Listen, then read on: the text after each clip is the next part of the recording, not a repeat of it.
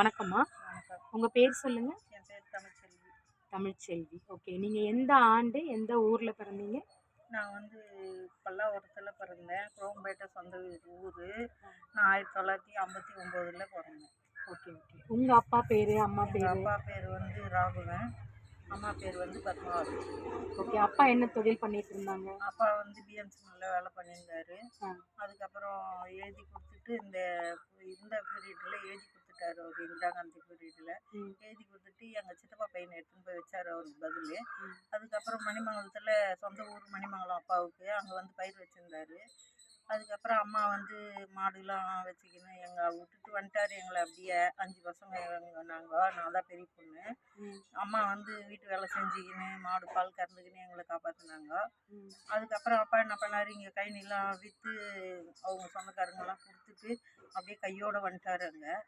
அங்கே வந்த உடனே எங்கள் அம்மாவுக்கு அம்மா ஊர் அது. அதில் வந்து என்ன பண்ணார், அங்கே வந்து கொஞ்சம் இடம் இருந்தது. அங்கே வந்து இருந்த இடத்தெல்லாம் விற்றுட்டு அப்பாவுக்கு வந்து நான் தான் ரொம்ப நாள் கழித்து பிறந்ததுனால என்னை தான் ரொம்ப பிடிக்கும். எனக்கு அடுத்தது வந்து எங்கள் தங்கச்சி பிறந்ததுனால பொண்ணுனாலே அவருக்கு பிடிக்காது. எங்கள் தங்கச்சி பிறந்ததுனால பிடிக்கல அவருக்கு. 3வது பையன் பிறந்தது. பையன் பிறந்த உடனே நல்லா ஓகோன்னு கொண்டாடினார். 4வது வந்து பொண்ணு பிறந்தது, பிடிக்கல அவருக்கு. 5வது பையன் பிறந்தான். 5வது பையன் பிறந்ததும் அவருக்கு ரொம்ப இந்த பெரிய பையன் மேலே தான் ரொம்ப அவர் இப்போ என்ன பண்ணார், சரி எல்லாமே வந்து பிள்ளைங்களுக்கு தான் கொடுத்துட்டாரு, பொண்ணுங்களுக்கு எதுவுமே இல்லைன்னு. எங்கள் 2 தங்கச்சிக்கும் கொஞ்சம் கொஞ்சம் இடம் கொடுத்தாரு. எனக்கு ஒன்றுமே இல்லை. என் ஹஸ்பண்ட் ஊர் வந்து மணிமங்கலத்தில். அவரை எப்போ பார்த்தீங்க? அரேஞ்ச் மேரேஜா? முதல்ல அரேஞ்ச் மேரேஜ் தான். எங்கள் அத்தை பிள்ளை தான் அவர் வந்து படிக்காதவர். நான் கொஞ்சம் படிச்சுக்கிறேன். என்ன படிச்சிருக்கீங்கம்மா நீங்க? எனக்கு எழுத படிக்க தெரியும். தெரியும். அது வந்து சரி அப்பா வந்து விட்டுட்டு போனதுனால சின்ன சின்ன பசங்களை வச்சு நான் அம்மா கஷ்டப்பட்டதுனால என்னால் படிக்க முடியல. அம்மாவுக்கு கூட நான் வீட்டு வேலை செஞ்சுக்கணும், மாடு பால் கறந்துக்கணும், அப்படி இருந்துட்டேன். அதுக்கப்புறமா வந்து என்ன பண்ணாங்க, எங்கள் வீட்டுக்காருக்கு கொடுக்க மாட்டேன்னு சொல்லிட்டாங்க. அத்தை பிள்ளை இருந்ததுனால அவர் வந்து என்ன பண்ணார், ஏழ்மையாக இந்த இளநீர் வியாபாரம் பண்ணிவிட்டு இங்கே படைப்பில் தான் வியாபாரம் பண்ணுவார். 6 மாதம் பண்ணுவார். அவர் வந்து கூலிக்கு பயிர் வச்சுன்னு இருந்தார். அதுக்கப்புறம் வந்து மாமியார் வீட்டில் எதுவும் சொத்து சொக்கம் எதுவும் கிடையாது, தர வாடகைக்கு தான் இருந்தாங்க. அதுக்கப்புறமா இவரும் வந்து அப்படியே இருந்ததுனால எங்களுக்கு கொடுக்க மாட்டேன்னு சொல்லிவிட்டு, அப்புறம் எங்கள் பெரியப்பாலாம் பையன் நல்லவனா இருக்கிறானா, மாமனார் பயங்கர குடிக்காரு, வீட்டில் இருக்கிற கொம்பை கூட குடிச்சிடுவார். அப்புறம் வந்து இவர் மட்டும்தான் அதில் இன்னும் நத்த வயிற்றுல முத்து பிறந்த மாதிரி இவர் மட்டும்தான், எந்த கெட்ட பழக்கமும் கிடையாது. ₹1 செலவு பண்ணணுன்னா கூட யோசனை பண்ணுவார். யார் உங்கள் கணவர்? ஆமாம். ஆனால் வந்து அவர் விரும்பி இருக்கிறது வந்து ஒரு படம் நல்லா இருந்தாலும் நல்லா இல்லைனாலும் சினிமாவுக்கு போயிடணும். ஃபஸ்ட்டு நன்னே சினிமாவுக்கு போயிடணும் அவருக்கு. எல்லாரும் பசங்கள்லாம் கூட பஸ்ஸில் ஏற்றி அனுப்ப மாட்டார். எங்களை வந்து சைக்கிள்லேயே தான் எல்லாரும் திட்டுவாங்க, ஏன்டா வந்து இந்த இளநீர் மூட்டை அடிக்கிற மாதிரி சைக்கிள்லேயே எடுத்துன்னு போகிறேன். பசங்க உங்களுக்கு? எனக்கு வந்து 5 பசங்க இருந்தது. உங்களுக்கு 5 பசங்க? 5 பேரையும் சைக்கிளே கூட்டிகிட்டு போயிடுவார்? ஆமாம், கூட்டின்னு போவார், சைக்கிளே எடுத்துன்னு போவார். அம்மா வீட்டுக்கு போனோன்னா அனுப்பவே மாட்டார். நான் 10 நாள் 15 நாள் இன்னும் வருத்தம் இருந்து சண்டை போட்ட பிற்பாடு நான் சரி வியாபாரம் பண்ணிட்டு வரேன். அதுக்கப்புறம் தாம்பரம் போய் வியாபாரம், குமர ரெஸ்டாரண்ட்டு இப்போ கிறிஸ்டின்தாவாயிடுச்சு அது, அங்கே தான் வியாபாரம் பண்ணியிருந்தார் ரோட்டில் வச்சு. டெய்லி வியாபாரம் பண்ணிட்டு டெய்லி வந்துடுவார். அதுக்கப்புறம் அவங்களும் வந்து ரொம்ப இதுவாக இருக்கிறாங்க, நம்மளும் 5 குழந்தைங்களாயிடுச்சு, நம்ம சொந்த இடம் இல்லைன்னா என்ன பண்ணுறது, எதனா வந்து சரி அவருக்கு சாப்பாடு அப்போல்லாம் ரொம்ப கஷ்டம் தானே. அவருக்கு கொஞ்சம் சாப்பாடு போட்டு நான் தண்ணி குடிச்சிக்கின்னு அதுலேயே ₹1 ₹2 சேர்த்து வச்சுருந்து அதுக்கப்புறம் வந்து இந்த இடம் வாங்கினோம் நாங்கள். இந்த இடம் வாங்கிட்டு அங்கேருந்து கல்லெலாம் கூட அது இருக்கிற கல்லாம் கூட சைக்கிள்லேயே எடுத்துன்னு வருவார் வியாபாரம் பண்ணிட்டு வந்து. எல்லாம் அம்மிலேருந்து எல்லாமே அங்கேருந்து சைக்கிளில் தான் எடுத்துன்னு வருவார். அங்கேருந்து காலி பண்ணி இங்கே வந்தோம். நான் வேணாம் இந்த இடம் ஒன்று அங்கே இருக்கிறவங்களாம் திட்டினாங்க. தர வாடகைக்கு தான் நாங்கள் தனியாக இருந்தோம். தர வாடகை இருக்கும்போது சந்தோஷமாக இருந்தேன். சொந்த வீடு வாங்கின்னு ஏண்டி அழுதுக்குன்னே போகிறேன்னா எனக்கு பிடிக்கல இந்த இடம் வேணாம். அதே மாதிரி வந்து 1 மாதம் கூட அவர் இல்லை, இறந்துட்டார். 93ல் இறந்துட்டார். எப்படி இறந்தார்? எல்லா வியாபாரத்துக்கு போயிட்டு வந்தார், வந்து படுத்துட்டு மறுநாள் வந்து அதுக்கு முன்னாடி என்ன பண்ணார், இவர் பசங்க டிவி கேட்குறாங்கன்னு சொல்லிட்டு டிவி வாங்கிறதுக்கு காசு எடுத்து பாக்கெட்டில் வச்சுக்கின்னு வெளியே போனார். வெளியே போனோடனே ஒரு ஆள் என்ன பண்ணால், இந்த பக்கம் எந்த பக்கம் போகுது வழி, தாம்பரம் போதான்னொடனே இப்படி லாஸ்ட்டில் போய் திரும்புங்க அப்படின்னு சொல்லிட்டு சொன்னேன். எனக்கு தெரியாதுங்க, அப்படின்னு சொன்னேன். நான் என் பையன் வந்து சென்ட் மேரிஸ் ஸ்கூலில் சேர்த்து விட்டாரு. அவனை மட்டும்தான் கான்வென்ட் படிக்க வச்சாரு. இட்டுன்னு போய் சேர்த்து விட்டாரு பாரு. நான் சாப்பாடு எடுத்துன்னு போயிட்டேன். அவன் கொஞ்சம் கொஞ்சமாக பேசி என்ன பண்ணா, இங்கே வந்து உட்காந்துட்டான். நான் போய் சாப்பாடு எடுத்துன்னு கொடுக்குற வேலைக்கு. சரி லஞ்சு டைம் ஆயிடுச்சு சாப்பிடுன்னு சொல்லிட்டு இவரை கூப்பிட்டாக்கா, இந்த ஆள் பக்கத்துலேயே உட்காந்துன்னுக்குறான். எப்படி இந்த ஆளை விட்டு நான் சாப்பிட்றதுன்னு கூட்டின்னு வந்து சரி சரி இலை வாங்கின்னு வந்து சாப்பாடு போட்டால் 2 பேரும் சாப்பிட்டாங்க. சாப்பிட்ட உடனே வாப்பா எங்கேயோ கிளம்புற பொழுது நானும் வரேன்னு சொல்லிட்டு போயிட்டு அவன் கடைசியில் போய் என்ன பண்ணா ஏதுன்னு தெரியல. அந்த 2000 ரூபாய் இவர்கிட்ட இருந்து வாங்கிட்டு போயிட்டான். வாங்கிட்டு போயிட்ட உடனே இவர் என்ன பண்ணாரு, என்கிட்ட சொல்ல திரும்பி வந்துட்டார். திரும்பி வந்தோடனே நேரமே சரியில்லை திரும்பி வந்துட்டேன் அப்படின்னு சொல்லிட்டாரு. சொல்லிட்ட உடனே அதுக்கப்புறம் என்ன பண்ணார், மறுநாள் இந்த மாதிரி நேற்று வந்தானே ஒரு ஆள் காலையில் எழுந்து வேலைக்கு போயிட்டார் வியாபாரத்துக்கு. காலையில் வந்தார். இருந்தாலும்னா எந்த ஆள் யாருன்னா, நேற்று ஒரு ஆள் இங்கே வந்தானே, நான் எதுக்கு அவனை கேட்டு கிடக்குறேன், நீ அவன் வரலையா அப்படின்னு சொன்னான். அவன் ஷூட்டிங்கில் வேலை செய்கிறான்னு சொன்னான். இப்படி சொன்னான். என்கிட்ட இருந்து 2000 ரூபாய் பிடின்னு போயிட்டான்ட்டு அப்பவும் சொல்ல அவர் என்ன பண்ணார், இல்லை சும்மா தான் கேட்டேன் அப்படின்ட்டாரு. நைட்டு படுத்துக்கின்னு தூங்கும்போது ஐயோ நான் குழந்தைங்களுக்கு டிவி வாங்க 1 ரூபா 2 ரூபாவா நான் எச்ச இளநீர்லாம் வெட்டி வெட்டி சேர்த்து வச்சேனே, இவன் பிடிக்கின்னு போயிட்டானேன்னு சொன்னால பெண்ணாத்துறாரு. நான் என்ன இது குழந்தைங்க தான் முருகுது போய் ஏந்து பார்த்தா இவர் பெண்ணாத்துறாரு. என்ன ஆச்சு என்னன்னு ஒன்றும் இல்லைன்னு படுத்துட்டாரு. காலையில் எழுந்துச்சு வியாபாரத்துக்கு போகிறப்போ என்ன பண்ணார், இன்னைக்கு ஞாயிற்றுக்கிழமை நீ எழுந்துக்காத சீக்கிரம், நான் வந்து போயிட்டு வந்து இன்றைக்கி சீக்கிரம் எழுந்துக்காத பையன் ஸ்கூலுக்கு லீவு இன்னைக்குன்னு சொல்லிட்டு சைக்கிள் எடுத்துன்னு வெளியே போனார். உடனே நான் பின்னாடி இருந்து வந்தால் பார்க்கவே முடியாது அவரை. அப்படியே வந்து இங்கே நின்றுக்கின்னு ஒரு ஆளுக்கிட்ட சைக்கிள் நிறுத்திட்டு பேசியிருந்தாரு. நான் வந்து வேலைப்பா என்ன பேசிங்கிற வியாபாரத்துக்கு கல்யாணம்னா, இல்லை எனக்கு கால் வலிக்கிற மாதிரி இருக்குது அப்படின்னாரு. நான் சொன்னேன் சரி மரம் ஏறுவார் அவர், மரம் ஏறி தானே இப்போ இளநீர் பறிச்சு எடுத்துன்னு போவார். எத்தனா ஒன்று ஆகிட போதும் சைக்கிள் தள்ளி வந்து இங்கே விட்ட உடனே நீங்கள் ஞாயிற்றுக்கிழமை குழந்தைங்களுக்கு அரிசி வாங்குவாது உதவும் போனேன்னா அப்படின்னு சொன்னார். நீ உடம்பு முக்கியம் இல்லைன்னு கூட்டின்னு வந்தேன். கூட்டின்னு வந்த உடனே ஒரு நாள் கூட அவர் பகலில் படுக்க மாட்டார், நைட்லேயும் படுக்க மாட்டார். கை நீலிக்கு நைட்லாம் தண்ணி கட்ட ஓடுவார்.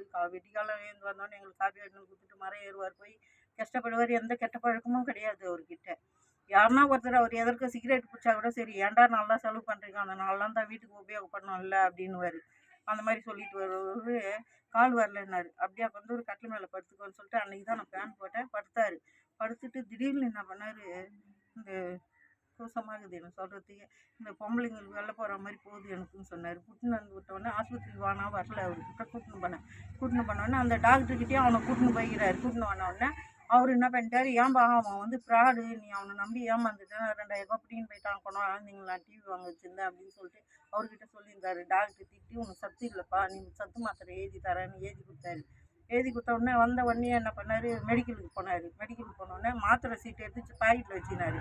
பாக்கெட்டில் வச்சு நான் சொன்னேன், இந்த மாதிரி வந்து நீ எதுக்கு மாத்திரை சீட்டை வச்சுக்கிறேன்னா, இல்லை பசங்களுக்கு பவுட்ரு வாங்கிக்கோ அப்படின்னாரு. மவுத்துக்கு பவுட்ரு சின்னது தான் வாங்கி தருவார், பெருசாக வாங்கி தர மாட்டார். அப்படியே வந்து பெருசு வாங்கினார். நான் சொன்னேன் சின்னது தானே வாங்குவேன், எதுக்கு பெருசு வாங்குறேன் அப்படின்னா, இதுதான் லாஸ்ட்டு, இதுக்கப்புறம் நான் வந்து வாங்கி தரப்போகிறேன் அப்படின்னு சொன்னார். என்ன அவ்வளோ சின்ன மாத்திரை சொல்கிறேன்னு மாத்திரை சீட்டை பிடிங்கினாலும் மாத்திரை வாங்கினேன். அதுக்கப்புறம் என்ன பண்ணார், அரிசி மெல்லிஸ் அரிசி எங்கள் பயிர் வச்சோம், இங்கே வந்து பயிர் வைக்கல, எங்கள் பொண்டாட்டி ஆப்ரேஷன் பண்ண உடம்பு வச்சு இன்றைக்கி அதுவும் நாட்டாக்காலில் போயிட்டு 25 கிலோ அரிசி வாங்கின்னு வந்தார். வாங்கின்னு வந்து வச்சுட்டு என்ன பண்ணார், இந்த சின்ன பையனுக்கு மட்டும் இங்கே மொட்டை அடிச்சு காது குத்திடலான்ட்டு எல்லாருக்கும் எங்கள் மச்சின்சிக்கு எல்லாம் போய் அம்பத்தூர்லாம் சொல்லிட்டு வந்துட்டார். எங்கள் அம்மாலாம் அந்த சாயங்காலம் வந்த உடனே உங்கள்கிட்ட அந்த மாத்திரை போடுன்னு சொன்னால் நான் அப்புறம் போடுறேன் நீ சாப்பாடு செய்ய அவங்க வருவாங்கன்னாரு.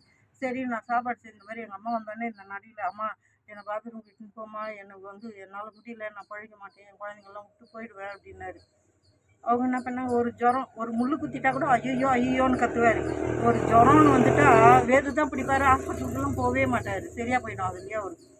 நான் நீ எப்போ பார்த்தாலும் ஒரு முள் குத்திட்டா கூட மாமா நீ இப்படி தான் சொல்லுவேன் அப்படின்னா எங்களுக்கு சாப்பிடவே பிடிக்கல மாமா. இந்த மாதிரி காலையில் எழுந்து என்ன பண்ணார், எங்கள் தங்கச்சி வீட்டுக்காரு இந்த அண்ணா நகரில் ஹாஸ்பிட்டலுக்கு இது இல்லை கால் வரலன்னொன்னே அந்த ஹாஸ்பிட்டலுக்கு கூட்டிட்டு போகலாம் அப்படின்னோடனே அதுக்கப்புறம் எங்கள் தம்பிக்கு வேனை எடுத்துன்னு வந்தான்.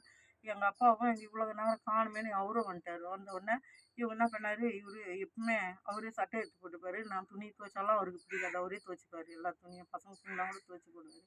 அப்படியே வந்து நான் பின்னாடி சாப்பாடு செஞ்சுருந்தேன். என் கை பிடிச்சிக்கின்னு மா நான் பழிக்க மாட்டேம்மா, என் குழந்தைங்களெல்லாம் நீ எப்படிம்மா காப்பாற்றுவேன் நீ அப்படின்னு சொன்னார். நான் சொன்னேன் நீ எப்பவுமே இப்படி தான் சொல்லுவேன், நீ ஒரு ஜுரம் வந்துட்டா கூட என்ன ஆச்சு உனக்கு, ஒன்றும் இல்லை நீ நல்லா என்ன எனக்கு சட்டை எடுத்து கொடுமா போட்டுக்கிறதுக்கு அப்படின்னாரு. நீ தானே எடுத்து போட்டுப்ப, எனக்கு பிடிக்காத நான் எடுத்து கொடுத்தானோடனே இல்லைம்மா நீ எடுத்து கொடுமானாரு. எடுத்து போட்டுக்கின்னு அதுக்கப்புறம் இங்கே போர் இருந்தது, அப்போல்லாம் தண்ணி கிடையாது, இந்த போரில் தான் எல்லோரும் தண்ணி பிடிப்பாங்க. எனக்கு தண்ணி அடிக்க தெரியாது, அவர் தான் அடிச்சுன்னு வந்து வைப்பார். பக்கத்து வீட்டில் இருக்கிறவங்க கிட்ட மாமா எங்கள் வீட்டில் இருக்கிறவங்க தண்ணி அடிக்க தெரியாது, நான் அடித்து வச்சுக்கிறேன், எல்லாம் காலி ஆகிடுச்சுன்னா கொஞ்சம் தண்ணி அடிச்சு கொடுங்கோ, நான் ஹாஸ்பிட்டலுக்கு போயிட்டு வரேன்னு அவங்க பார்த்துக்குங்கோ, நான் எங்கன்னா விட்டு ஒண்டியாக போனது இல்லைன்னு சொல்லிவிட்டு பக்கத்து வீட்டில் இருக்கிறவங்கிட்ட சொல்லிவிட்டு நல்லா செருப்பு போட்டுன்னு வேஸ்ட்டு எவ்வளோ கட்டின்னு வேலை ஏறி போனார். திரும்பி வரவே போனார். அதனாலேயே வந்து என்னால் முடியல, நான் வந்து கலராக மாறிடுச்சு, அவர் உடம்பே மாறிடுச்சு கலராக.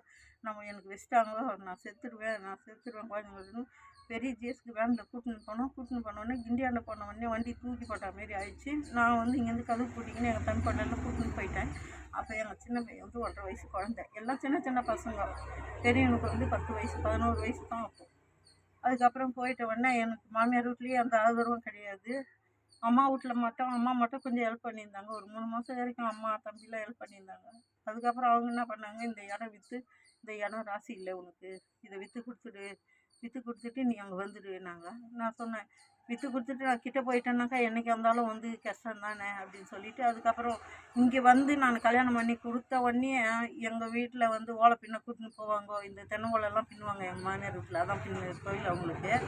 அவர் என்ன பண்ணார், பொண்ணு கொடுக்க மாட்டேன் நீ கூட்டின்னு போவேன்னு எங்கள் அப்பாவுக்கு தெரியாமல் நான் ஒளிஞ்சின்னு வந்து தென்னை ஓலை பின்ன கற்றுக்கினேன். அந்த தென்னை ஓலை பின்ன கற்றுக்கிறதுனால வந்து என் குழந்தைங்கள நான் வெளியே வேலைக்கு போக முடியாத வீட்டில் இருந்துக்கின்னு இந்த ரோட்டில் குந்திக்கினே நைட்டெல்லாம் ஓலை பின்னுவேன். எங்கள் அம்மா டைலரிங் கற்றுக் கொடுத்தாங்க எனக்கு. அப்போ வந்து டைலர் மிஷின் ஒன்று வாங்கி கொடுத்துருந்தாரு எனக்கு. அந்த டைலரிங்கை நான் நைட்டுக்கானாக்கா வந்து அப்போல்லாம் ஒரு ஜாக்கெட்டுக்கு ₹1. நைட்டுக்கெல்லாம் தூக்கம் வரலையே, இந்த குழந்தைங்கள எப்படி காப்பாற்றுறது, இவனுக்கு வந்து சன் மேரிஸில் அவர் சாகும்போதே வந்து என் குழந்தைய கான்வெண்ட்டில் சேர்த்தேன், படிக்க வைங்க கான்வெண்ட்டே படிக்க வைங்க, நிறுத்திடாதன்ட்டு போனார்.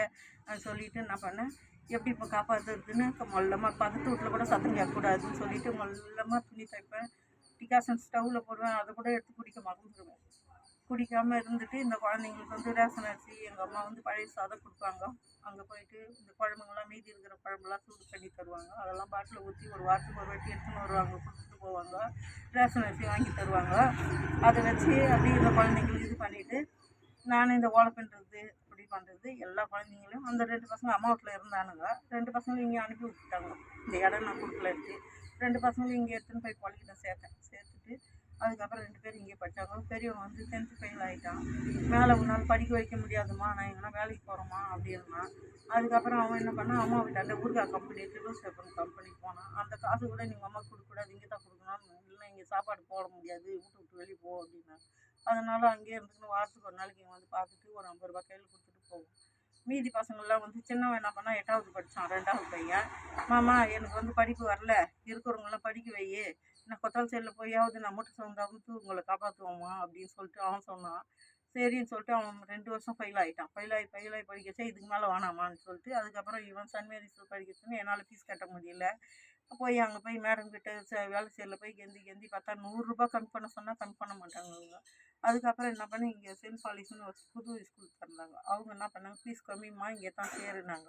சரி நாங்கள் எத்தனை சேர்த்த உடனே அவர் என்ன பண்ணிட்டாரு, நாங்கள் ஃப்ரீயாகவே படிக்க வைக்கிறோம்மா, நீ வந்து எங்களை அமெரிக்காவுக்கு அனுப்பிட்டேன் பையனை அப்படின்னாங்க. நான் குழந்தைய எப்படி அமெரிக்காவில் அனுப்பிச்சிட்டா, சரி அவங்க இது மதத்தில் சேர்த்துட்டாங்கன்னா திருப்பி நம்மளை பார்க்க முடியாது, நம்ம குழந்தைய வேணும்னா பார்க்க முடியாது அப்படின்னு சொல்லிட்டு, ஆனால் இவனை போக மாட்டேன்னு சொல்லிட்டான். அவன் ஒண்டி தான் அவங்க அப்பா பாசமே. அவங்க அப்பாவும் வந்து எம்ஜிஆர் சத்தனன்னு அவன் பிறந்தான், அதே மாதிரியே சகப்பாக இருப்பான், எம்ஜிஆர் மாதிரியே இருப்பான். அதனால அவங்க அப்பா எங்கே போனாலும் அவனை மட்டும்தான், அந்த சைக்கிளில் இறங்கவே மாட்டான், உனி மாதிரி பிடிச்சின்னு கூடவே போவான். அவன் எங்கன்னா கொஞ்சம் நேரம் நான் இல்லைன்னா கூட இருப்பான், அவங்க அப்பா இல்லைன்னா இருக்கவே மாட்டான், கொஞ்சம் தூங்கினே இருப்பான். அம்மா அப்பா எங்கன்னு கேட்பான். அவனை தான் எப்படி நான் மறக்க அடிக்க போகிறேன்னு இங்கே எடுத்துன்னு போய் டியூஷனுக்கு விட்டாக்கா 6 மணிக்கெல்லாம் கண்ணை முடிப்பான் கெட்டிமா. அவங்க ஓடியான்னு சொன்னாங்கன்னா ஓடி போயிட்டு என்னப்பா ஆச்சுன்னாக்கா, எனக்கு கண்ணு தெரிலம்மான்னு ஹாஸ்பிட்டலுக்கு தூக்கின்னு ஓடுவேன். போனாக்கா அப்புறம் எங்கள் அம்மா என்ன பண்ணாங்க, அப்புறம் எனக்கு கொஞ்ச நாள் எங்கள் அம்மா கூட இருந்தாங்க. அவங்க சொன்னாங்க, நாளைக்கு டியூஷனுக்கு போகிறத நிறுத்து அவன் என்ன பண்ணுறான்னா, டியூஷன் போகிறத நிறுத்திட்டா மறுநாள் நல்லா விளையாடுவான். கணக்கு ஐயோ மறுநாள் டியூஷன் கூட்டு போனால் அதே மாதிரி கண்ண முடிப்பான், திறக்கவே மாட்டான், அவங்க சூடு வைக்கிறனா கூட திறக்க மாட்டான். சின்னவன் என்ன பண்ணால், சின்ன குழந்தையா இருந்தது, அவன் பசி எடுத்துக்கின்னு எனக்கு சாப்பாடு போடுமான்னு சொல்லாத போயிட்டு அவன் என்ன பண்ணால், அந்த கடப்பாக்கல் பூரி கல்லுக்குது அதை தலையில் தள்ளிக்கின்னு இவ்வளோ புதுசாக போயிட்டு பேச்சு வராது நின்றுச்சு அவனுக்கு. அதுக்கப்புறம் என்ன பண்ணேன், அவனை ஆஸ்பத்திரிக்கு கூட்டின்னு போனேன். எங்கே போய் பேசவே இல்லை, இப்படியே இந்த சின்ன வேலையை இப்படியே உட்காந்துன்னு இருக்கான், எதுவுமே பேச மாட்டான். பசி சாப்பாடு குடிக்க மாட்டான், தண்ணி குடிக்க மாட்டான், சாப்பாடு விட்டுனாலும் சாப்பிட மாட்டான், இப்படியே இருந்தான் பாரு. அதுக்கப்புறம் வந்து என்ன பண்ணேன், போய் எங்கள் மச்சனை அப்போல்லாம் வந்து வியாபாரம் பண்ணியிருந்தாரு. இங்கே சைக்கிளை தந்து விட்ட உடனே அந்த சைக்கிளை பார்த்த உடனே எழுந்து ஓடுவான். எங்கள் அம்மா சொல்லுவாங்க, டேய் அவங்க அப்பா வாங்கிட்டு வந்து கொடுத்த உடனே அப்பா சைக்கிள் ஓடுது அந்த குழந்தை, ஒரு பிஸ்கெட்னா வாங்கிட்டு வந்து கொடுத்தோன்னா கொடுக்கவே மாட்டார் அவர். அதுக்கப்புறம் என்ன பண்ணேன், மணிமங்கலை கூட்டின்னு போயிட்டு எங்கள் அண்ணிக்கிட்ட போய் சொன்ன பிற்பாடு, சரி இவனுக்கு மட்டும்தானே காது குத்தலைன்னு சொன்னாங்க, அந்த கொனஸ்டியாக இருக்கும், சாமி கொனஸ்டியாக இருக்குன்னு அங்கே போயிட்டு முடியெல்லாம் எடுத்து அவனுக்கு காது குத்தி கூட்டின்னு வந்தால் அப்பவும் சரி அவளை அப்படியே தான் வச்சுன்னு இருந்தான். அதுக்கப்புறம் என்ன பண்ணேன், சைக்கிள்லேயே பின்னாடி உட்கார வச்சு இவனுக்கு வந்து இதுவாக இருக்கும்னு சொல்லிட்டு இந்த வண்ணாமூட்டிலலாம் வந்து இதுவெலாம் வைப்பாங்களே, அங்கே எடுத்துன்னு போய் 3 நாளாக வச்சுன்னு வந்தேன், அப்போ சரி ஆகல. அதுக்கப்புறம் அவன் கடைசி முடிவு வந்து அவங்க அப்பா சினிமா கூட்டின்னு போனார்ல, இன்னைக்கு கூட்டின்னு போய் பாரு அப்படின்னு சொன்ன உடனே சரின்னு கூட்டின்னு போனேன். கூட்டின்னு போயிட்டு இன்டர்வல் விடும்போது பாப்கார்ன் வாங்கி கொடுத்தேன். பாப்கார்ன் வாங்கி கொடுத்தேன்னா வாங்கி சாப்பிட்டுன்னு இருந்தான். வாங்கி சாப்பிட்டு இருந்துட்டு இந்த சண்டை சீன் வந்தோடனே பாப்கார்னை தூக்கி செவட்டி போட்டியே நின்று கை தட்டின்னு அப்படியே குதிக்கிறான், எகிரி எகிரி. சரியாகி போச்சு, கழுத்து சரியாயிடுச்சு. அதுக்கப்புறம் கூட்டின்னு வந்து விட்டோடனே, ஐயா ஐயா சூப்பராக சண்டை போட்டாங்க ஐயா அப்படின்றான். பத்தியா அவனுக்கு சினிமா யோக்கம் போகுது அப்படின்னு சொல்லிட்டு பயங்கர கஷ்டப்பட்டுட்டேன் நான் வாழ்க்கையில். அது அதுக்கப்புறம் 3வது பையனுங்களா? லாஸ்ட் பையன் 5வது. மொத்தம் உங்களுக்கு 5 பையனுங்களா? ஒரு பொண்ணு 5 பையன். கல்யாணம் பண்ணி கொடுத்துட்டீங்களா பொண்ணுக்கு? பொண்ணு கல்யாணம் பண்ணி கொடுக்கல, இறந்துடுச்சு 17 வயசில். அதுக்கப்புறம் வந்து இந்த எக்ஸ்போர்ட்டுக்கு வேலைக்கு போன பொண்ணு திரும்பி வரல வீட்டுக்கு. அப்புறம் என்ன பண்ணிச்சு, சரின்னு நாங்கள் தேடிக்கின்னு போனாக்கா செஞ்சியில் ஏதோ ஒரு கூட படிக்கிற பொண்ணுக்கு வந்து வில்லேஜ் அட்டன் பண்ணிக்கிறாங்க, அதுக்கு கூட்டின்னு போய்க்கிறாங்கன்னுச்சு. எங்கேயுமே சொல்லாத கூட, இந்த ஒரு கடைக்கு போனோன்னா கூட சொல்லாத போகாது, நேர் விரோதினா கூட பேசிட்டு வந்துடும். பேசிட்டு வந்துட்டு என்கிட்ட என்ன பண்ணாமம்மா அவங்கள பார்த்தம்மா அப்படின்னா, நீ பேசிட்டு வந்துருப்பியான்னு கேட்டால் ஆமாம்மா பேசணுமா, இதில் என்ன கிடக்குதும்மா அப்படின்னு சொல்லிட்டு கேட்கும்.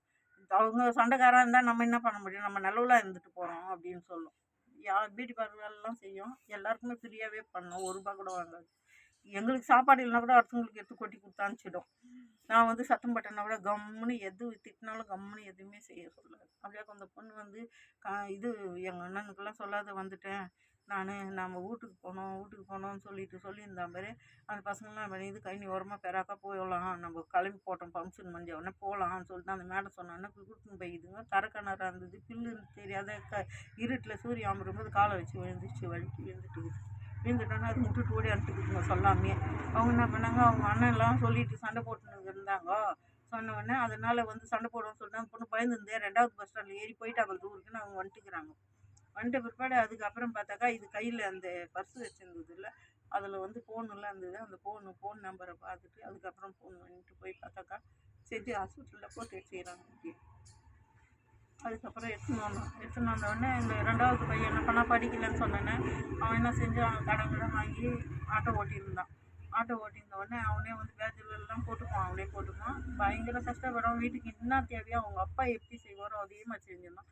அவன் தான் அந்த ஒரே பொண்ணுன்னு சொல்லிட்டு எங்கள் வீட்டில் யாருமே பிறந்தநாள்லாம் கேக்கு வெட்ட மாட்டான். ஜனவரி 1 இந்த பொண்ணு பிறந்தநாள்னு சொல்லிட்டு எல்லாருமே கேக்கு வாங்கிட்டு வந்து வெட்டுவானுங்க அவனுங்க. இப்போ அந்த பொண்ணு இறந்து 12ல் இறந்துச்சு, 2012 இறந்து கூட வருஷம் ஜனவரி 1 அன்னைக்கு இப்போ கூட இவன் சொல்லியிருந்துக்கிறான் எனக்கு தெரியுது, மாமா இந்த வருஷம் கேக்கு வெட்டணுமா. நான் சொன்னேன், எதனா ஒரு 10 ரூபாய் கேக்கு வாங்கிட்டு வந்து வச்சுட்டு போடா, எதுக்கிட்ட வந்து கேக்கு வெட்டினா அதுவாக வந்து சாப்பிட போகுது, வாங்கிட்டு வந்து வேஸ்ட் பண்ணுறீங்களே அப்படின்னு சொல்லிட்டு சொன்னோடனே, இந்த வருஷம் எனக்கு காசு இல்லைம்மா என்ன பண்ணுறதுன்னு தெரில அப்படின்னு அவங்க தம்பிக்கு ஃபோன் பண்ணிவிட்டு அவனுக்கும் வந்து இப்போது சின்ன பையனுக்கும் வந்து இந்த ஆப்ரேஷன் குடல் இறக்கம் ஆப்ரேஷன் பண்ணாங்க. அவனுக்கு பண்ணி 3 வருஷம் ஆகுது. அவனும் லவ் பண்ணி கல்யாணம் பண்ணிக்கின்னு அவன் தனியாக இருக்கிறான், 2 குழந்தைக்குது அவனுக்கு. இவன் இன்னொருத்தன் இருக்கிறான், 3வது கண்ணு சென்ட் மேரிஸில் படிக்க வச்சானே, அவனும் லவ் பண்ணி கல்யாணம் பண்ணிக்கின்னு எப்போ கேட்டாலும் எனக்கு கடன் வாங்கி நான் சின்ன வண்டி வாங்கி கொடுத்த உடனே கடன் அந்த வண்டி ரிப்பேருன்ட்டு அவனுக்கு வந்து மேலே போயிட்டு எங்கேயும் ஃப்ரிட்ஜு இறக்கி அடி வயிற்றுல அடித்து அப்படியே ரத்தம் கட்டிக்கின்னு இது இப்போ 3 மாதம் ஆச்சு. அவனுக்கு வந்து இந்த கோடிலேருந்து கோடி வரைக்கும் ஆப்ரேஷன் பண்ணிவிட்டு அவனுக்கு ஒரு பொண்ணுக்குது, அதை படிக்க வைக்க முடியல அப்படின்னுங்கிறான். நான் எதுவுமே சொல்ல மாட்டேன். சரி ஒரு குழந்தைய உங்களால் படிக்க வைக்க முடியல, நான் 5 குழந்தை சின்ன குழந்தைங்க, நான் இப்போ ஒருத்தர் கூட படிக்க வைக்காத விடல அதுக்கப்புறம் என்ன பண்ணேன், இங்கே ரொம்ப பசங்கள்லாம் என்ன பண்ணிச்சிங்க, சாப்பாடு செய்ய முடியாது, ரொம்ப டேஞ்சர் ஆகிடுச்சு. ஓலை எடுத்துன்னு வந்து போட்டேன். இவன் நைட்டுக்கெலாம் துணி தைச்சிக்கின்னு எல்லோரும் என்ன பண்ணேன், சின்ன குழந்தையாகுது, நீ வந்து உனக்கு அறியாத பொண்ணாக இருக்கிறீ, உனக்கு பாதுகாப்பு போகணும், 2வது கல்யாணம் பண்ணிக்கோன்னு சொல்லுவாங்க. நைட்டெல்லாம் நான் வேலை பண்ண போனேன், ஓலை முடிஞ்சிருந்தேன்னா இங்கே தண்ணி அடிக்க வருங்க. நான் சொன்னேன், இன்னொரு கல்யாணம் பண்ணிங்கன்னா வரவங்க வந்து நம்ம குழந்தை போல் பார்த்துப்பாங்களா, நான் வந்து அவன் வரவன் வந்து நான் என் குழந்தைங்கள தான் கொடுமை பண்ணுவான், நான் வந்து கஷ்டப்பட்டு என் குழந்தைங்கள காப்பாற்றிக்கிறேன், எனக்கு புருஷன் வந்து எவ்வளோ உணிஞ்சு அவ்வளோ திட்டி அனுப்புவேன் அவங்களையும் நான். அதுக்கப்புறம் என்ன பண்ணேன், ரொம்ப இந்த ஓலை நிறைய எடுத்துன்னு வந்து போட்டு வச்சுருந்தேன். ஆளை வச்சு பின்னுவேன் ஓலை இங்கே என்னால் முடியலன்னா அவங்கள வந்து பின்னுவாங்க. அவங்களுக்கு சாப்பாடுலேருந்து டீலேருந்து எல்லாமே செய்வேன் நான். அவங்க ஓலை நான் போய் சொல்லிட்டு வந்தேன்னா வந்துடுவாங்க உடனே இங்கே வந்து பின்னிட்டு எல்லாரும் வாங்கிக்கின்னு போவாங்க. ஓலை வந்து இங்கேயே வீட்டாண்டியே விற்றுடும். அப்படி இருந்துட்டு சேர்த்து நடுவுல்பேட்டிலேருந்து ஒரு ஓலை எடுத்துன்னு வந்தேன் நான் சின்ன நாளில் வந்து இதுலேருந்து காவாயிலேருந்து வெளியே போட்டு எடுத்துன்னு வர யார் என்ன பண்ணாங்கன்னு தெரியல. அந்த ஓலையை எடுத்துன்னு வந்து உள்ளே நுழைஞ்சேன். எனக்கு என்னான்னே சொல்ல தெரியல. இந்த 10:30 மணிக்கு சினிமா கொட்டா ரெக்கார்ட் போடுவோம் பாரு, அந்த நேரம் ஆயிடுச்சுன்னா ஐயோ ஐயோ ஐயோன்னு துடிப்பேன். தண்ணி இறங்காது, அப்படியே பேச்சு வராது. அந்த பக்கத்தில் இருக்கிறவங்க சொன்னாங்க, அவங்க வந்து ஐயோ இன்னும் மாடுலாம் துணுது, ராய்க்கெலாம் ஓலை பின்னிங்க கிடப்பா, ஓலை எடுத்தாந்து போட்டு எங்கே போனான்னு தெரியல. அந்த ஓலையை எடுத்து போடும்போது 2 எலுமிச்சை மரம் ஓடிச்சான். ஐயோ யாரோ வேலை பார்த்துட்டாங்க போகுது இவளுக்குன்ட்டு அங்கேருந்து வந்து கத்திக்கின்னு வந்தது. என்ன ஆச்சு உனக்கு, என்ன ஆச்சு, எனக்கு இப்படி கையை காமிக்கிறனா கண்டி அது போயிட்டு டீ வாங்கிட்டு வந்து எனக்கு டீ கொடுப்பாச்சு. ஆனால் இப்போ அவங்க செத்து எங்கேயே இருக்கிறாங்க. அவங்க தான் எனக்கு ரொம்ப ஹெல்ப் பண்ணாங்க. அவங்க பிள்ளை அவங்க வீட்டில் இருக்கிறவங்கெல்லாம் போயிட்டாருன்னா கூட ஹாஸ்பிட்டலுக்கு வேலைக்கு போயிட்டா கூட அந்த பின்னாடி வேலி ஓரமாக தோசால அரிசி கொட்டி அதில் 10 ரூபா வச்சு எடுத்துன்னு வந்து ஓடியாந்து சொல்லுவாங்க. போய் குழந்தைங்களுக்கு எடுத்துன்னு வந்து எதனா செஞ்சு கஞ்சி காசி கொடுத்து நான் இந்த ஊரில் தண்ணி அடிச்சு குளிப்பாட்டி எத்தனை நாள் படிக்க வச்சுக்கிறேன், படுக்க வச்சுக்கிறேன் என் குழந்தைங்கள.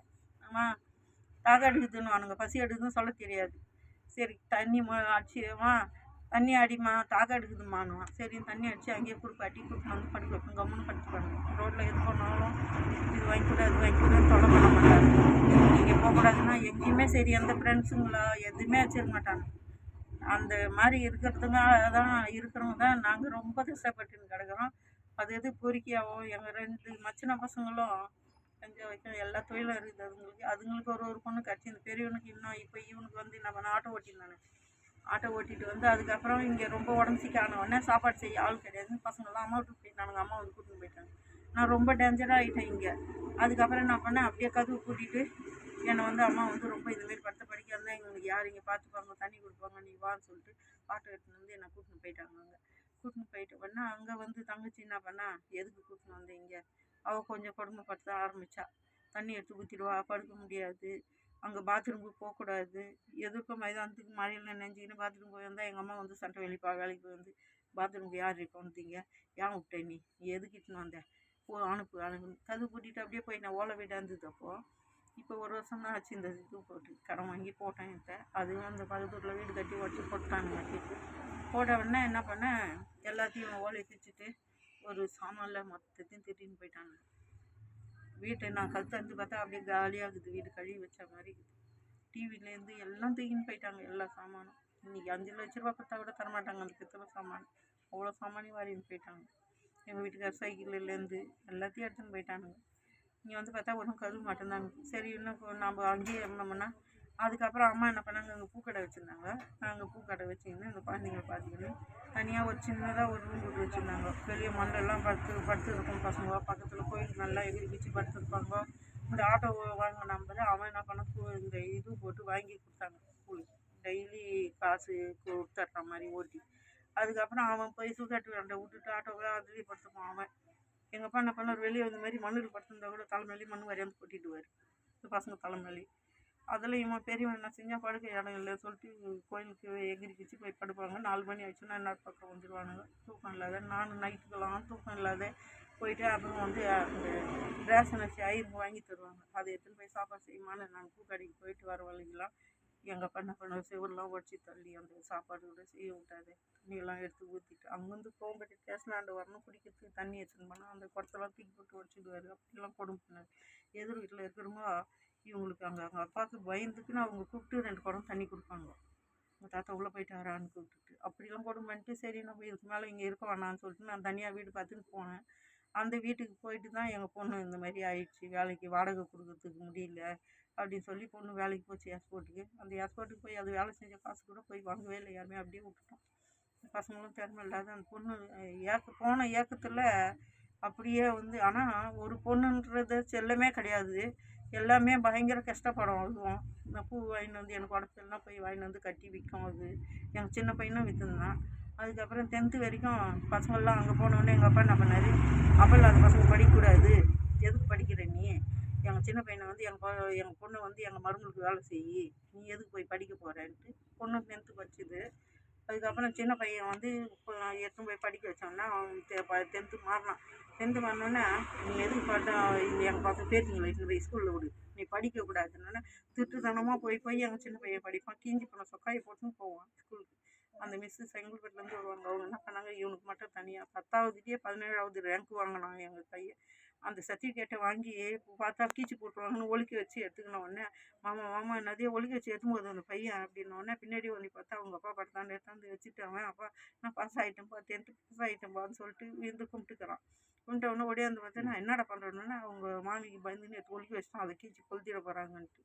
அப்படிலாம் கொடுமை பண்ணிட்டு 10வது படிக்கிறதுனா அதுக்கு மேலே என்னால் படிக்க வைக்க முடியல.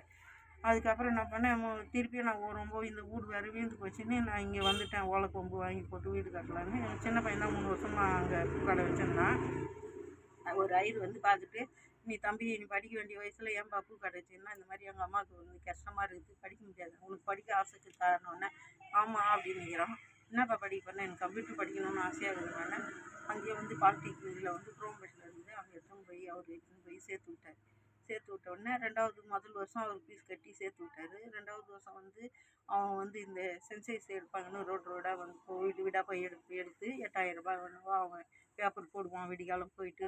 அப்படிலாம் கஷ்டப்பட்டு 2வது ஃபீஸ் கட்டி படித்தான். அதுக்கப்புறம் வந்து கம்ப்யூட்டர் 3வது வருஷமும் படிச்சுட்டு ஒரு அரியல் வச்சு அது கூட எழுதிட்டோன்னே அதுக்கப்புறம் என்ன பண்ணால் சத்யா கம்பெனிக்கு வேலைக்கு போனான். அந்த சத்யா ஷோரூம் போன உடனே இந்த பசங்கள்லாம் என்ன பண்ணிச்சிங்க, யாருமே சரி ஆனால் லவ் எதுவுமே பிடிக்காது. அப்படியே அந்த பையன் வந்து இந்த மாதிரி இதுவாக போயிட்டு ஒரு பொண்ணை லவ் பண்ணுறதுன்னு நான் வந்து கேள்விப்பட்டு கேட்ட உடனே வாயே திறக்கல, கம்முன்னு இருந்தான். கம்முன்னு இருந்தோடனே அதுக்கப்புறம் ஒரு ரூபாய் கூட செலவு பண்ண மாட்டேன், என்கிட்ட எடுத்தாந்து கொடுத்துருவான். நான் சரி அப்புறம் என்ன பண்ணேன், அங்கேருந்து காலி பண்ணி நான் இங்கே வந்துட்டேன். பசங்களாம் பொண்ணு போனோன்னு ரொம்ப கஷ்டமாயிடுச்சு. பையன் வந்து மாமா எனக்கு சவாரி அங்கே தான்மா, நான் ஆட்டோவில் இருக்கேன், ஒரு வாரமானா வந்துடுறேம்மா, நான் பாட்டி கூட இருக்கிறேன்னா சரி நான் அவனை விட்டு வந்தேன். அதுக்கப்புறம் என்ன பண்ணால் நைட்டு 12 மணிக்கு நல்லா ஆட்டோ சாப்பிட்டுட்டு போய் படுத்தான். பெருசு மாதிரி வந்தோன்னு பெருசு மாதிரி வந்தவொடனே சேனல் ஆஸ்பத்திரிக்கு எடுத்துவே சேர்த்து வச்சேன். சேனல் ஆஸ்பத்திரியில் சேர்த்து வச்சிருந்தேன், பெரிய சேர்த்து வச்சுருந்தேன். எவ்வளோ ஸ்கேன். ஆனால் எனக்கு ஹெல்ப் பண்ணதே அந்த ஐயர் வீட்டில் தான்.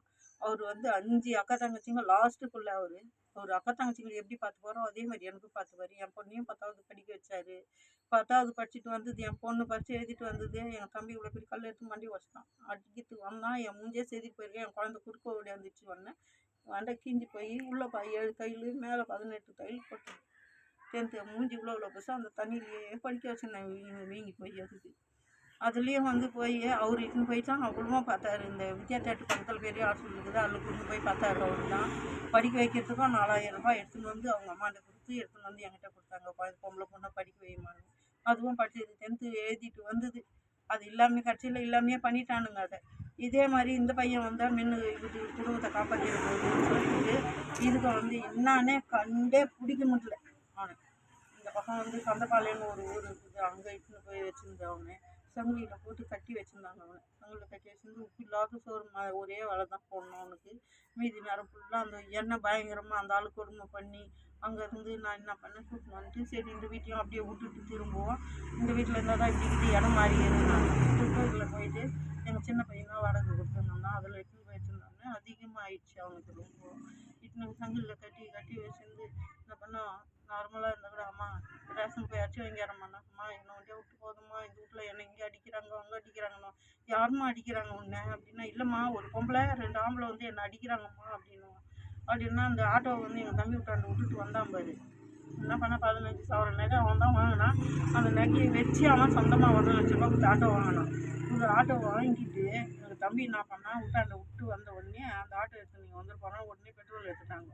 எடுத்துகிட்ட உடனே பெட்ரோல் இல்லைன்னு சொல்லிட்டு இவனுக்கு இந்த மாதிரி அடிபட்டுச்சுன்னு சொல்லிட்டு நான் கூட்டின்னு வந்த உடனே இங்கே அந்த ஆட்டோவை என்ன ஆச்சுன்னு அவன் ஆட்டோவை கேட்க போகிறான். ஞாபகம் வந்தான்னு சொல்லிட்டு அவன் தான் பண்ணானா என்னான்னு தெரியல. 1 ரூபா கூட எங்கள் தம்பி எதுவும் வாங்கி தரமாட்டான். அப்படியா வந்தவன் 4 வாட்டி அங்கேருந்து நர்ஸு பொண்ணை கூட்டின்னு வந்து இங்கே டிப்ஸ் ஏற்றினான். அவனுக்கு டிப்ஸ் ஏற்றிட்டு அதுக்கப்புறம் பார்த்தாக்கா அந்த போன வருஷம் சிவராத்திரி வருது பாருங்க, மகா சிவராத்திரி நைட்டு இறந்துட்ட உடனே அதுக்கப்புறம் நான் என்ன பண்ணேன், கடன் வாங்கி லோன் வாங்கி சீட்டு போட்டுன்னு என்னால் மறக்க முடியல, அந்த வீட்டில் இருக்க முடியல, அவன் ஞாபகமாக இருக்குதுன்னு சொல்லிவிட்டு அதுக்கப்புறம் இங்கே வந்துட்டேன். நான் இங்கே வந்துட்டு அந்த கலைஞ்ச வருஷம் கொடுத்தான் அவனுக்கு. தேவசம் கொடுத்துட்டு 1 வருஷம் ஆயிடுச்சு. ஃபோட்டோலாம் கூட இருக்குது பாருங்க.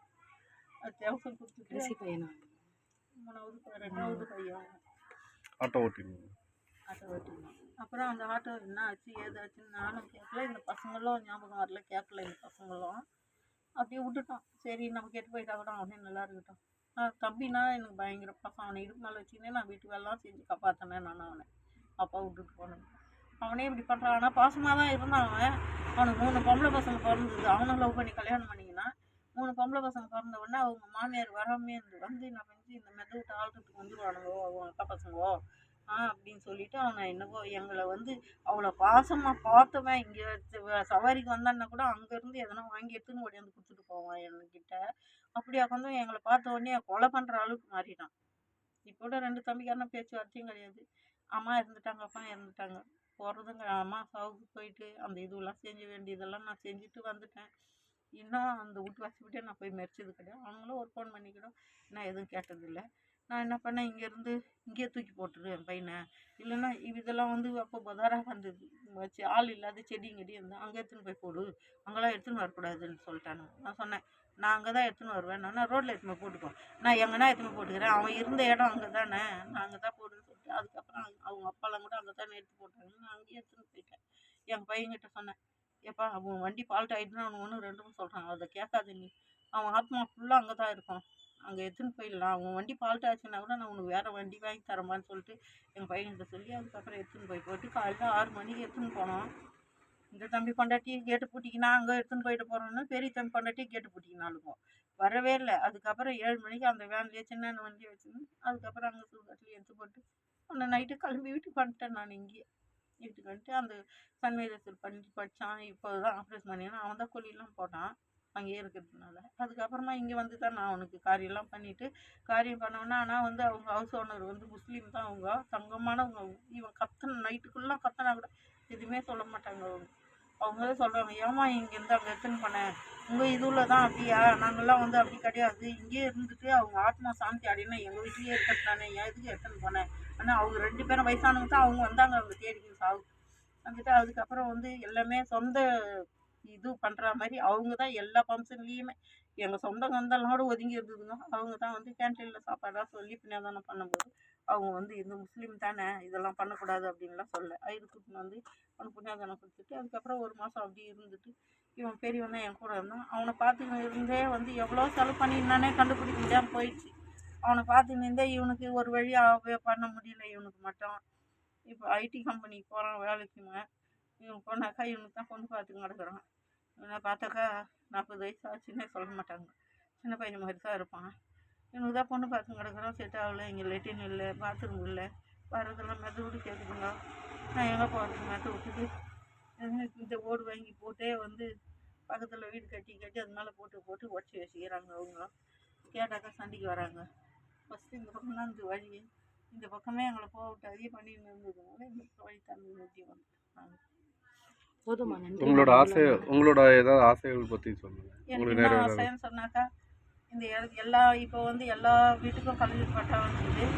இப்போ எங்கள் வீட்டை மட்டும் ஒதுக்கி விட்டுட்டு எங்கள் வீட்டுக்கு எதுவுமே ஒரு குழா கூட போடல. எல்லோரும் இந்த ஊருக்கே குழா போட்டுக்கிறாங்க, வீட்டுக்கு எங்கள் வீட்டுக்கும் போடல, எங்களுக்கும் பட்டா கொடுக்கல. கேட்டால் ஊரில் ஆள் கிடையாதுன்னு சொல்லிட்டாளுங்க. அந்த குழந்தைய வச்சுக்கிட்டு நான் லோன் பண்ணி வந்ததில் ஆஸ்பத்திரி திரும்பி வந்ததில்லை. எங்கள் வீட்டுக்கு கலைஞர் பட்டாவே வரல. இந்த கலைஞர் வீட்டுக்கு கட்டி கொடுக்கறதுக்கு எங்கள் பையனை நிற்க வச்சு போட்டாலாம் எடுத்துகிட்டு போய் நம்பர்லாம் போட்டு போய்க்கிறாங்க. அதை ஊர்லேயே ஆள் கிடையாது, நீங்கள் எப்படி கலைஞர் பாட்டா கட்டி கொடுக்கணும். இந்த மாதிரி சங்கத்து தலைவி ஒரு பொம்பளைக்கு தான், அந்த பொம்பளை ஐட்டமே அவங்க பிள்ளை பேரில் போட்டு கட்டிச்சு. எங்களுக்கு எதுவுமே செய்யவே இல்லை. ஒரு லெட்டின் பாத்ரூம் கூட கட்டி கொடுங்க கொஞ்சம் அப்படின்னு சொன்னால் லெட்டின் இல்லாத நானும் அங்கே போகிறேன் லெட்டினுக்கு. மழை வந்துட்டால் எப்படி போவேன்றாங்க. என்னால் முடியல. இப்போ எனக்கு வந்து வேலை செய்யவும் முடியல. எனக்கு ஏன்னா வேலை செய்ய முடியலன்னு சொன்னால் கடைசி வரைக்கும் நான் வந்து என் ஆத்மா பிரிகிற வரைக்கும் பிள்ளைங்களை எதிர்பார்க்கக்கூடாது. நான் வந்து உழைச்சி சம்பாதிச்சிக்கணும்னு நினச்சேன். நான் வந்து இப்போது ஒரு வருஷத்துக்கு முன்னாடி வந்து அந்த டன்னல் திரும்பி வரும்போது அந்த வில்வா மகால் இருக்கேன், அது எதுக்கு தான் வில்வா ஆஃபீஸ் அப்போ பெரிய பராங்கள் இருந்தாங்க. நைட்டு 9 மணிக்கு பூ வியாபாரம் இங்கேருந்து போயே பண்ணியிருந்தேன்.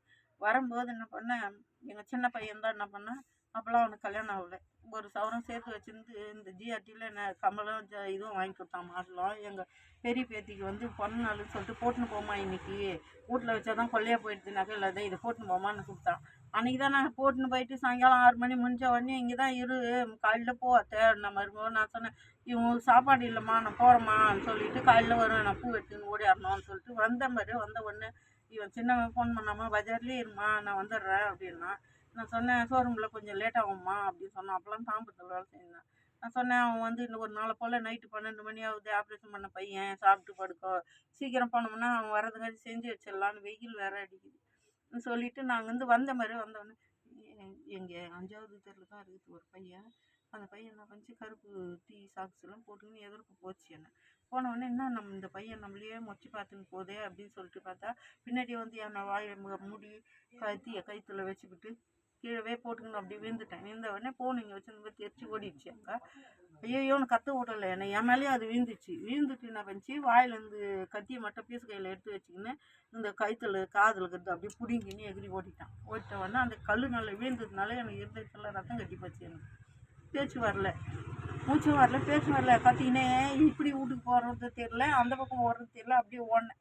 போனவுடனே அதுக்கப்புறம் இந்து மிஷன் ஆஸ்பத்திரியில் என்னை ஏற்று போய் எங்கள் சின்ன பையன்லாம் வந்து இந்து மிஷன் ஆஸ்பத்திரி அவன் ஒண்டியாக இருந்த உடனே எனக்கு பேச்சு வராதுன்னா பயந்துட்டான். இந்த சாய் ஆஸ்பத்திரியில் சேர்த்து வச்சுருந்து மூச்சு வாங்கலுது வருது கண்டி அந்த இது வைக்கிறாங்களே அதுவே தூக்கி அடிக்குது. அப்படியே அந்த கண்ணுலாம் நட்டிச்சு. எனக்கு குத்தி குத்தி குத்தி குத்திச்சு யாருலன்னு பிடுங்கி ரத்தத்தை ஒழுங்கு விட்டாங்க. ஃபுல்லாக புடவெல்லாம் நெஞ்சிச்சு. டாக்டர் என்ன சொல்கிறாரு, நான் பழக மாட்டேன், என் பையனை வர சொல்ல கை ஜாட காமிக்கிறேன், என் பையனை உள்ளே விடாதே, என்ன ரத்தம் நினச்சி வச்சுக்கிறீங்க இப்படி, அவங்க பசங்க வந்து ரத்தத்தை எடுத்துகிட்டு வந்து சண்டை போடுவாங்க அப்படின்னு சொல்லிட்டு விட மாட்டேன்ட்டாங்க. அதுக்கப்புறம் பையன் கூட படித்து பொண்ணு வந்து இந்து மிஷன் ஹாஸ்பிட்டலுக்கு அதுக்கு ஃபோன் பண்ணி சொல்லி, அதுக்கப்புறம் எங்கள் பையனுக்கு ஃபோன் பண்ணி சொன்னால் அவன் எங்கேயோ கோயிலுக்கு போனான், அவங்க மாமியாரெலாம் அனுப்பிச்சிட்டு அவன் ஓடியாந்துக்கிறான். வந்தவொடனே அதுக்கப்புறம் இட்டுன்னு போய் அங்கே வச்சுருந்து 50,000 வரைக்கும் ஒரு 10-20 நாள் வரைக்கும் இந்து மிஷன் ஹாஸ்பிட்டலில் இருந்தேன். அதுலேருந்து தான் எனக்கு வந்து அந்த ரத்தம் இன்னும் இவ்வளோ இருக்குது, ரத்தம் மூச்சு வாங்கல் வருது. எனக்கு கொஞ்சம் தூரம் நடக்க முடியல, எனக்கு எந்த வேலையும் செய்ய முடியல. கொஞ்சம் இருக்கிற கடைக்கு போனாலே எந்த நேரத்துக்கு எப்படி விழுறேன்னே எனக்கே தெரியல. விழுந்து வர்றதுனால இப்போ என்னால் ஒரு வேலை செய்ய முடியல. உங்கள் பேர குழந்தைகளை பற்றி ஏதாவது சொல்ல முடியுமா? வேறு குழந்தைங்களாம் தங்கமானதுங்க தான். எங்கள் பெரிய பேத்தி வந்து என்னை விடவே விடாது. இப்போ எனக்கு 10 நாள் வேலைக்கு லீவ் விட்டாங்க, பாட்டி நான் வரேன் அப்படின்னாக்கா, அதுக்கப்புறம் அவங்க அப்பா என்ன பண்ணுறான், ஆன மாட்டேன்ட்டான். இங்கே காவாலாம் இருக்குது, கொசு கடிக்கும், இங்கே குழந்தைக்கு அலர்ஜி ஆகிடும், கொசு கடிக்கும், வேணாம் அங்கே நீயே பாத்ரூமுக்கு கஷ்டப்பட்டு கிடக்கிற, குழந்தைக்கு வந்து எங்கே இட்டுன்னு போவே நீ அப்படின்னு. மருமெல்லாம் வந்தால் கூட சரியே காலையில் வந்தாங்கன்னா பார்த்துட்டு என்ன உடம்பு முடியல எதுனா ஒரு இதுன்னா பார்த்துட்டு உடனே கிளம்பி போயிடுவாங்க. 6 மணிக்கெல்லாம் சாயங்காலம் 6 மணிக்கு தங்க மாட்டாங்க. இங்கே தங்குறதுக்கும் இடம் கிடையாது, படுக்கிறதுக்கும் இடம் கிடையாது இங்கேன்னு சொல்லிட்டு உடனே கிளம்பி போயிடுவாங்க. ஆனால் எங்கள் பெரிய பேத்தி மட்டும் எனக்கு உயிர். இதுங்க வந்து சின்ன சின்ன பசங்களாக இருக்குது. இப்போ தான் சின்னவங்க பொண்ணு பேச ஆரம்பிச்சிக்குது பெருசு. அது சின்னது நான் பண்ணிச்சு ஃபோன் பண்ணாலே ஃபோன் எடுத்தாலும் ஆயாவா ஆயாவா அன்னைக்கு அடைக்குதுமா வாமானா என்னால் தனியாக ஒண்டியாக வர முடியலப்பா. இப்போது இவன் பெரியவனுக்கு லீவ் வந்தால் கூட்டின்னு போய் பார்த்துட்டு வருவான். சரி இந்த குழந்தைக்கு வாங்கின்னு போனால் அந்த குழந்தைக்கு வாங்கின்னு போகல, அங்கே போய் பார்த்துட்டு வந்தால் இவங்களுக்கு பார்த்துட்டு வரலன்னு பசங்க சும்மா இருந்தால் கூட அவளுங்க சொல்லுவாளுங்க. இல்லை இப்போ நம்மளே சொல்லுவோம், இல்லை உங்கள் அம்மா வந்து அந்த குழந்தைங்கள பார்த்துட்டு போனாங்களோ இங்கே வரலன்னு சொல்லிட்டு. ஆனால் 3 பேத்திங்களும் என் மேலே பாசமாக இருக்கும். நம்ம எப்போனா ஒரு சமயம் பார்த்தாலே ஓடியாரோம் வந்து சேர்த்து கட்டி. சரிம்மா, ரொம்ப நன்றி. உங்கள் வாழ்க்கையில் நீங்கள் கற்றுக்கிட்ட விஷயம்?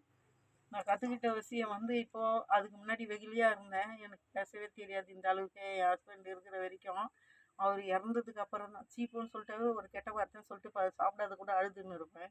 இப்போ அவர் இறந்ததுக்கு அப்புறம் இந்த அளவுக்கு நான் பேச கற்றுக்கினேன். உள்ள உட்காருமா போயிட்டு இப்போமா வெயில் அடிக்குமா, தண்ணி எதனா எடுத்துன்னு வர குடிக்கிறீங்களா? இல்லை இருக்கு, நம்ம வச்சுருக்கோம்.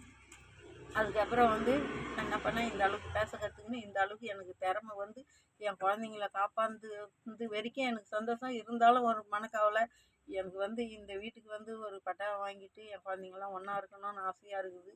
எனக்கு வந்து ரத்தம்லாம் ஒடுங்கிட்ட பிற்பாடு தான் எனக்கு இந்த இதுவே வருது. நான் சம்பாதிக்கும் போதெல்லாம் வெள்ளிக்கிழமை செவ்வாய்க்கிழமை பார்க்காத யார் வந்து கஷ்டப்பட்டாலும், ஒரு ஆம்பளைங்க கஷ்டப்பட்டால் நகை இருந்தாலும் காசு இருந்தாலும் கொடுத்துருவேன். இப்போ அதெல்லாம் வந்து நினச்சி பார்க்குறேன் நான். அப்போ வந்து நம்மளுக்குன்னு போகணும், நம்ம குழந்தைங்க கஷ்டப்படும், நம்மளுக்கு லெட்டின் போகணும், வீடு கட்டிக்கணும்னு நினைக்கலையே. இப்போ நம்மளால முடியாத போது அந்த நினப்பு வருது, நம்மளுக்கு இப்படி கஷ்டப்படுறோமே அப்படின்னு. பிள்ளைங்களும் வந்து இப்படி தான் பண்ணணும்னா அதுங்க உழைச்சி சம்பாதிக்கணும்னு அந்த நாள்லேயே நான் சொல்லி கொடுத்ததில்ல, அது அப்படியே தான் இன்னமும் இருக்கிறாங்க. அவங்க இப்படி சம்பாதிக்கணும் அப்படி சம்பாதிக்கணும் அப்படின்றது அவங்களும் நினைக்கல, அதுங்களும் இப்படி தான் கஷ்டப்பட்டுன்னு இருக்குங்க. நீங்கள் காலையிலேருந்து இப்போ நைட் வரைக்கும் என்ன செய்வீங்க இப்போ பொதுவாக? நான் இப்போ வந்து சரி வீட்டில் இருக்கிற வேலையெல்லாம் முடிச்சுட்டு அதுக்கப்புறம் வந்து இந்த மயக்கம் வந்ததுனாக்கா பேசாமல் கொஞ்ச நேரம் படுப்பேன். பகலில் படுக்கவே மாட்டேன், அப்படி வளர்த்தினே இருப்பேன். என்னால் முடியாத கீழே விழுந்துட போகிறோன்ற நிலைமை வந்தால் கொஞ்ச நேரம் படுத்துப்பேன். அதுக்கப்புறம் எழுந்து வந்து இந்த கூடை பின்னுவேன். எல்லாம் பின்னாலும் காசு கொடுத்து வாங்கிக்க மாட்டாங்க, ஓசிக்கே வாங்கிட்டு. அது எப்படி நீங்கள் அப்படி கொடுக்கக்கூடாதுல்ல? அது கேட்டாக்கா மனசு வர மாட்டேங்குது, ஆசையாக இருக்குது கொடுன்னு கேட்டால் கொடுக்குறேன். எல்லாருமே வந்து மருமக வந்தாலும் எடுத்துன்னு போயிடுவோம், தங்கச்சி கேட்டாலும் கொடுத்துருவோம். கொடுத்துருவேன். அது கொடுத்துட்டாக்கா வந்து அந்த ஒயர் வாங்குறதுக்காவது இந்தா காசுன்னு கொடுக்க மாட்டாங்க. நானும் கேட்க மாட்டேன். சரி என் கையில் காசு இருந்தால் எனக்கு இந்த 1200 ஒயர் காசு வரும். அதை வாங்கி வச்சு குடும்பத்தை பார்த்துப்பேன். இவன் வந்து கேஸு அந்த இதெல்லாம் இவன் வாங்கி போடுவான். சின்னவனுக்கு ஒரு 1000 அப்படி கொடுப்பான். இந்த இடம் வாங்கினல அதுக்கு வந்து 2.5 வருஷம் வந்து இந்த லோன் கட்டணும். அது இன்னும் 1 வருஷம் இருக்குது. அவன் கொடுக்குற காசை அந்த லோன் கட்டிடுவான் அப்படியே வச்சிருந்து. இப்படிமா ஓடுது காலம். உங்களுக்கு பிடிச்ச பலகாரம்? எனக்கு பிடிச்ச பலகாரம் எல்லாமே செய்வேன். எல்லாமே செய்வேன். எங்கள் அம்மா எல்லா எது பலகாரம் நல்லா செய்வீங்க இல்லை எது நல்லா உங்களுக்கு பிடிச்சது? எனக்கு பிடிச்சது ரொம்ப சோமாசு தான் பிடிக்கும். சரி சரி சரி சரி. ரொம்ப தேங்க்ஸ். நம்ம ஆக்சுவலி உங்களோட என்டையர் வாழ்க்கை வரலாறையும் நீங்கள் எங்களுக்கு சொல்லியிருக்கீங்க. ரொம்ப தேங்க்ஸ். அது ஒரு இது கதையாகவே எழுதுனாவே படமாகவே ஓடும். ஆமாம் சரி விடலாம். சரி நம்ம மீண்டும் செய்வோம். நன்றி. நல்லா செல்வமாக பிறந்து கடைசியில் வந்து இந்த மாதிரி திறமை இல்லாத வாழ்ந்தாலும் பரவாயில்ல, கொடுக்குற குணம் இருக்குது. அதான் கடவுள்கிட்ட என்ன வேண்டிப்பேன்னு சொன்னாக்கா, அடுத்தவங்களுக்கு 1 ரூபா செலவு பண்ணாதவங்களுக்கு காசை கொடுத்து நீ இது பண்ணுற, கொடுக்கணுன்ற எண்ணம் இருக்கிறவங்களுக்கு நீ காசை கொடுக்க மாட்டேன்னு இப்படி கஷ்டப்படுத்துறிய கடவுளேன்னு வேண்டிப்பேன் நான் டெய்லியுமா. இல்லை உங்கள் கஷ்டமெல்லாம் மாறுறதுக்கான இது என்னை பொறுத்த வரைக்கும் நிச்சயமாக மாறும். ஒரு நாள் நம்பிக்கையாக இருங்க, நல்லதே நடக்கும். நன்றி. அதான் நம்பிக்கையாக இருக்கிற. இப்போ என்ன எனக்கு ரொம்ப கவலைன்னு சொன்னோம்னா, இப்போ இவனுக்கு மேரேஜ் ஆயிடுச்சுன்னா இவனுக்குன்னு ஒரு வாழ்க்கை வந்துச்சுன்னா சரி, இந்த வீடு வசதி இல்லைன்னா கூட சரி, அவங்களால முடிகிறப்ப எப்போ கட்டிக்கிறாங்களோ கட்டிக்கிறோம். வாடகை வரைக்கும் பொண்ணு திறமையாக இருந்தால் என்ன, இப்போ வந்து ஒரு குடும்பத்தில் இப்போ ஒரு பொண்ணு திறமையாக இருந்ததுன்னா என்ன ஒன்றால் நடக்கும், எப்படி ஒன்றால் மாற்ற முடியும் அப்படின்னு சொல்லிட்டு சரி. லெட்டின் இல்லைன்னு சொல்லிட்டு இப்போ வரவங்கலாம் மெதவுடு கேட்குதுங்க, லெட்டின் கேட்குதுங்க. லெட்டின் இல்லை நம்மளால வயசானவங்க எங்கன்னா போக முடியும், போய் வந்துடும். இப்போ அறியாத பசங்க போக முடியுமா? அதனால சரி, அவங்களால முடிஞ்ச வரைக்கும் எங்கன்னா ஒரு கல்யாணம் பண்ணிங்கன்னா ஒரு வாடகை கூட இருந்துக்குங்க, அப்புறம் முடியும் போது கொஞ்சம் கொஞ்சம் கட்டிக்குங்க அப்படின்னு சொல்லின்னு இருந்தேன் நான். நடக்கும் எல்லாமே. நன்றி. ரொம்ப தேங்க்ஸ். டீ சாப்பிட்றீங்களா?